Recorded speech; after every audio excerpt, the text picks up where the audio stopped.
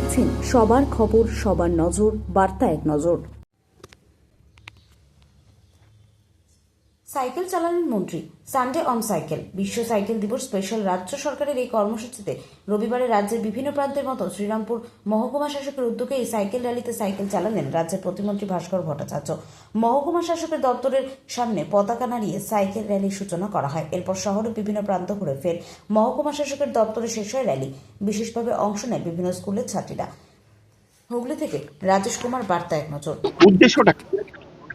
উদ্দেশ্য তো বললাম যে প্রথম হচ্ছে ফিটনেস, দ্বিতীয় হচ্ছে পর্যাবরণ রক্ষা এবং তৃতীয় হচ্ছে সাইকেল চালিয়ে আমরা যে আজকে শ্রীরামপুরবাসীর কাছে যেটা বলতে চাইছি যে আগামী 21শে জুন বিশ্ব যোগা দিবস। এই যোগ যেরকম মানুষের শরীরকে, যোগা যেটা মানুষের শরীরকে ফিট রাখে, সাইকেলও কিন্তু মানুষের শরীরকে ফিটই রাখে। আগামী দিনে আমরা অনেক বেশি ফিট হতে পারবো। পেছনের দিকে যদি তাকাই দেখবো আগে আমাদের রোগ অনেক কম হতো, এখন রোগ অনেক বেশি হচ্ছে। তো যুব সমাজকে আমাদের এই বার্তাটাই দেওয়া।